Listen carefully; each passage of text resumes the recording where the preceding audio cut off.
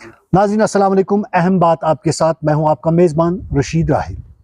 अक्सर व बेशतर हम आपको ऐसी शख्सियात से मिलवाते हैं जिनका कहीं ना कहीं सोसाइटी में, समाज में, माशरे में एक कंट्रीब्यूशन होता है।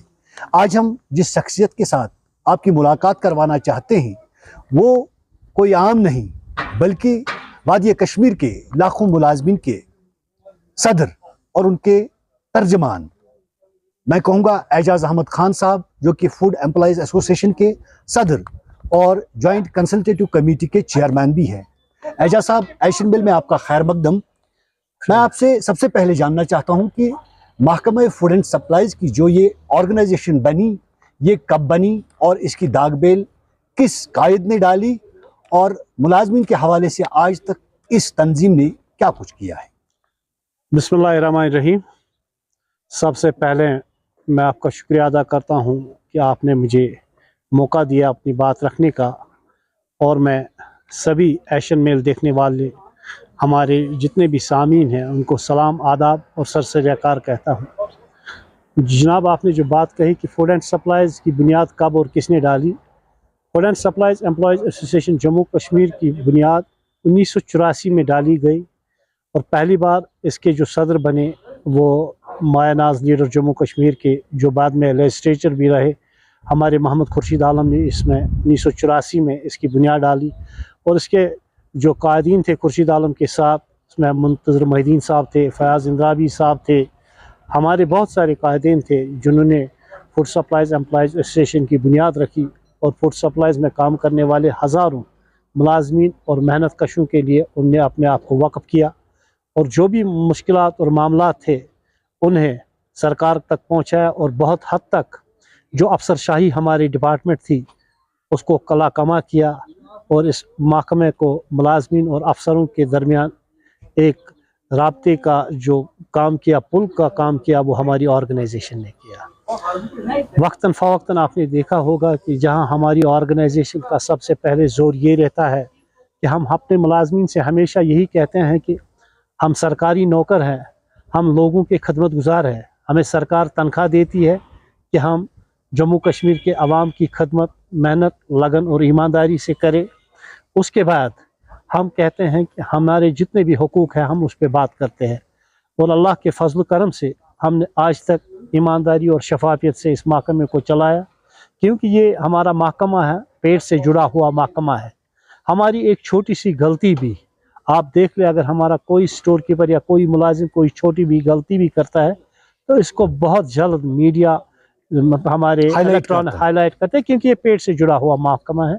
तो हम अपनी तरफ से पूरी कोशिश करते हैं कि महकमा शफाफियत से चले, ईमानदारी से चले और हम ईमानदारी से लोगों की खदमत करें।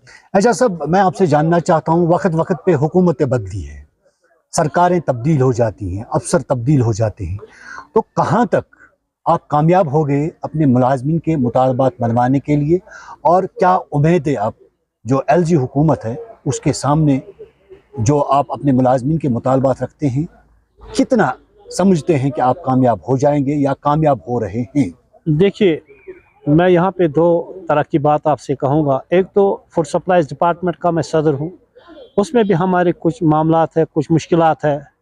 हमारे मामलात ये है कि आज के दौर में हम चाहते हैं कि हमारे महकमे को अर्ज़ सर नाउ रीऑर्गेनाइज़ किया जाए, क्योंकि तकरीबन 50 साल कानून, पुराने कानून अब भी हम पे लागू है, जो तकरीबन 1972 से चल रहे हैं। हम चाहते हैं कि नए रिक्रूटमेंट रूल्स हो और जितने भी हमारे महकमे में हमारे जो तनख्वाह पे कमीशन है उसको ठीक करने की ज़रूरत है। या हमारे महकमे में और बहुत सारे जहाँ सरकार चाहती है कि आज हमारा महकमा 100% ऑनलाइन है, ख़ासकर मैं कश्मीर रीजन की बात करूँगा, यहाँ शफाफियत और ऑनलाइन सारा सिस्टम है। तो मैं चाहता हूँ कि आज जितनी मेहनत हमारे मुलाजमीन को करनी पड़ती है तो उनके लिए जो इंफ्रास्ट्रक्चर होना चाहिए वो अभी 100% हमारे मुलाजमीन को मुहैया नहीं है। आप देखते हैं कि हमारे जो मुलाजमीन है जब वो राशन घाट पे जाते हैं, न उनके पास कोई कुर्सी होती है, न कोई टेबल होता है, और हमारे गोडाउन भी इतने पुराने हैं जहां हम अपना ये सप्लाई का सामान डालते, चाहे हम चावल डालेंगे, आटा डालेंगे, चीनी डालेंगे, इतने इतने बड़े बड़े इंसानों जितने बड़े चूहे हो गए हैं, गोडाउन ख़राब है जिससे हमारा राशन ज़ाया होता है। कम से कम मेरा मानना है कि लगभग अगर हम एक गाड़ी चावल की डालते हैं गोडाउन में, उसमें तो तकरीबन 50-60 किलो ज़ाया होते हैं जो चूहे वूहे या खराब गोडाउन की वजह से हमें राशन ख़राब होता है। एक तो सरकार को उसको देखना चाहिए। नंबर 2, जो हमारे जो स्टोर्स है या हमारे फेयर प्राइस शॉप डीलर्स है स्टोर, एक तो हमारी फुल टीम होनी चाहिए, एक स्टोर कीपर होना चाहिए, एक ठंडा मैन होना चाहिए, एक वॉचमैन होना चाहिए, जैसे कि पहले इस डिपार्टमेंट में हुआ करता था। लेकिन आज ऐसा नहीं है। आज एक आदमी, एक स्टोर कीपर 3-3, 4-4 डिपो को चलाता है, जिससे एक तो उसके काम का बोझ ज़्यादा बढ़ता है और ईमानदारी से वो सेटिस्फाई आवाम को भी नहीं कर सकता है, क्योंकि जब उसके पास 3 या 4 गांठ हो तो वो कहाँ इधर बैठेगा या उधर बैठेगा, लोगों को भी तकलीफ होती है। मेरा एक तो ये मानना है कि एक स्टोर कीपर को एक गांठ होना चाहिए और वहाँ पूरा जो सामान है वो होना चाहिए, जहाँ हमारा टेबल होना चाहिए, कुर्सी होनी चाहिए, इलेक्ट्रॉनिक मीटर्स होनी और ख़ासकर लाइट का इंतज़ाम होना चाहिए, क्योंकि आज सारा जो हमारे अच्छा सब कथा कलाम, मैं आपसे एक और बात जानना चाहता हूँ कि महकमे की जो राशन इस वक्त दस्तयाब हो रही है लोगों को, वो 2011 के सेंसस के मुताबिक दी जा रही है और 2011 से आज 24 है। तो इन बरसों के दौरान वादी में एक अच्छी खासी आबादी बढ़ गई है। तो क्या किस तरह से ये भरपाई होती है और क्या करना चाहिए सरकार को ताकि हर एक को राशन मिले? बेसिकली ये तो सिर्फ जम्मू कश्मीर का मसला नहीं है, ये पूरे हमारे देश का मसला है। यहाँ अभी भी 2011 के सेंसस से हम लोगों में राशन सप्लाई करते हैं। चाहिए तो ऐसा होना चाहिए कि सरकार को नई मर्दमशुमारी करनी चाहिए और इस हिसाब से लोगों को राशन मुहैया करना चाहिए, क्योंकि वो सरकार का काम है, वो सरकारी सतह पे किया जाएगा, तो हमारी उसमें कोई ज़्यादा जिम्मेदारी नहीं बनती है। लेकिन एज लीडर जब हम हमारी ट्रेड यूनियन मिलती है तो हम इस बात को अपने अफसरों के सामने रखते हैं। असल विषय तो ये अवामी नुमाइंदों का है जो ये सरकार के साथ उठा सकते हैं, लेकिन ये होना चाहिए, ज़रूर होना चाहिए, क्योंकि आज भी जो 11 साल से कम बच्चे हैं उनको राशन नहीं मिलती है, तो उनको मिलनी चाहिए। आपको पता है कि जम्मू कश्मीर के खासकर कश्मीर प्रोविंस के लोग चावल ज़्यादा इस्तेमाल करते हैं।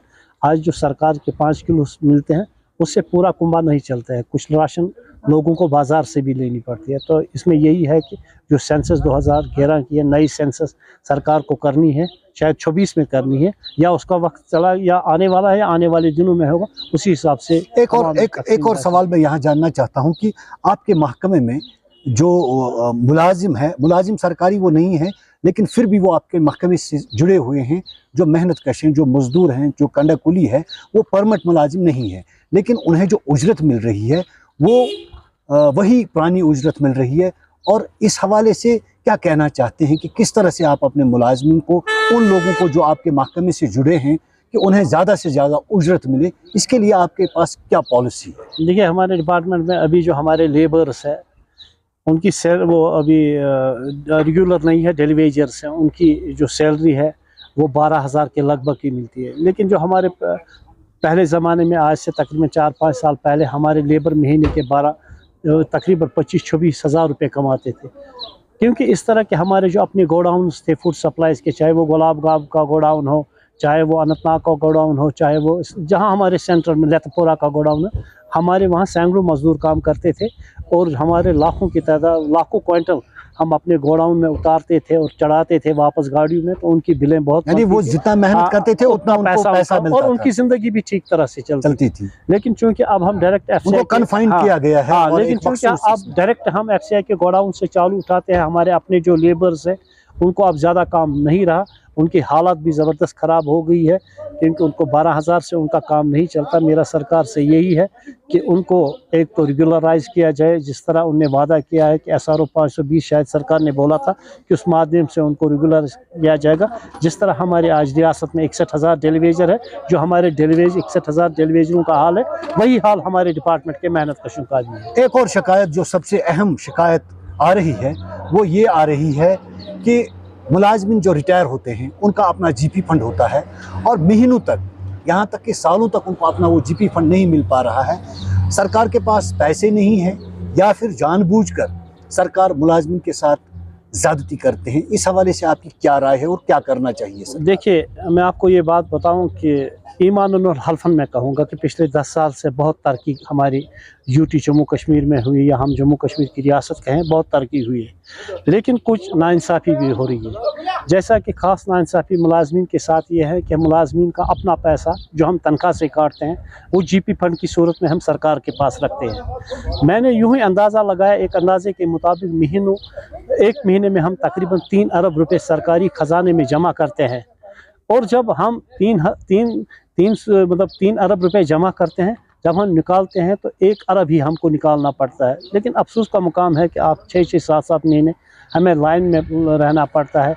12 जनवरी के बाद आज तक जीपी फंड नहीं निकला है, सारा जीपी फंड पड़ा है, जिससे मुलाजमीन को तकलीफ़ होती है। जीपी फंड मुलाजिम का अपना पैसा होता है, मजबूरी में निकालना होता है, या तो बच्चों की पढ़ाई पे लगाना होता है, या बच्चों की शादी पे लगाना होता है, या अपने घरों की मरम्मत के लिए। इसीलिए तो हम पैसा जमा करते हैं। ये नाराज़गी मुझे सरकार के साथ है। दूसरी नाराज़गी मुझे ये सरकार के साथ है कि आप देखते हैं कि 35-40 साल जो हम सरकारी नौकरी में देते हैं और अवामी खदमत में देते हैं जम्मू कश्मीर के मुलाजमीन, जब वो रिटायर आज होते हैं तो आज 5-6 महीने के बाद उनके जो वाजबात है, चाहे ग्रेजुएटी हो या उनका फाइनल, जितने भी उनके मुराद है, वो इनको नहीं मिल पा रहा है। तो मेरी सरकार से यही इज़्दा है कि हम सरकार के साथ कोई कंसंट्रेशन नहीं चाहते हैं, न कोई, हमारा जज्बा यही है। ऑनरेबल एलजी साहब जो शफाफियत पे जोर दे रहे हैं, अवामी खदमत पे जो जोर दे रहे हैं, हम भी अपने मुलाजमीन से यही तवक्का करते हैं कि वो 100% ईमानदारी और शफाफियत के साथ अवाम उन्नास की खदमत करें। लेकिन जो हमारे जायज़ मामलात है वो हमें हल होने चाहिए। मैं ये कहूँगा कि अगर हमारे देश में जितनी भी रियासतें हैं वहाँ ट्रेड यूनियन पे कोई कदगन नहीं, तो हमारे यहाँ कदगन क्यों है? वहाँ अगर दिल्ली के मुलाजिम जब चाहे जीपी फंड निकाल सकता है, तो हमें वो सहूलियात क्यों मैसर नहीं? दिल्ली के मुलाजिम जब चाहे रिटायर होते हैं तो 1 हफ्ते के अंदर अंदर उनका पेंशन सिस्टम सेटल होता है, तो वो क्यों नहीं? और दूसरी बड़ी बात यह है कि हमारा SRO 43 यहाँ पे था, जो एक ज़बरदस्त मेहनत और ज़बरदस्त स्ट्रगल के बाद हमने हासिल किया था। आज उस पर कुछ ऑल्ट्रेशन की है सरकार ने। मैं चाहता हूँ कि वही SRO जो SRO 43 पहले था, उसी हयात में वापस आना चाहिए। मुलाजिम अगर कोई हादसाती तौर मरता है या नेचुरल मौत मरता है, उसकी डेथ होती है, उसका बेटा, उसकी फैमिली के एक मेंबर सरकारी नौकरी में आना चाहिए। हमारी जो employ joint consultative committee Jammu Kashmir है, जो लखनपुर से लेके टंगडार सीमारी तक जम्मू कश्मीर के लाखों मुलाजमीन और मेहनत कशों की नुमाइंदा तंजीम है, हम आने वाले दिनों में एक रिप्रेजेंटेशन LG साहब को भेजेंगे, चीफ सेक्रेटरी साहब को भेजेंगे, प्रिंसिपल सेक्रेटरी फाइनेंस को भेजेंगे कि इन मामला को जल्द अज जल्द हल करें। हम तभी मानेंगे कि हर किसी के साथ इंसाफ हो रहा है, वरना मैं मानता हूं कि मुलाजमीन के साथ आज कल ज़्यादती हो रही है, वो ज़्यादती नहीं होनी चाहिए। हम सरकार के साथ कोई भी मुकाबला आराई नहीं चाहते हैं, बल्कि मुलाजमीन जो बरसों बरस तक आवाम की खदमत करते हैं, हुकूमत का साथ देते हैं, उनके जायज़ मुतालबात वक्त पर हल होने चाहिए। ये थे एजाज़ अहमद ख़ान, जो कि food and supplies employees association के सदर और जम्मू कश्मीर कंसल्टेटिव कमेटी के सरबराह है। एजाज़ साहब, आपका बहुत बहुत शुक्रिया। इंशाअल्लाह फिर कभी किसी और शख्सियत को अहम बात आपके साथ प्रोग्राम में लाएंगे। तब तक के लिए अल्लाह निगहबान। बहुत बहुत शुक्रिया।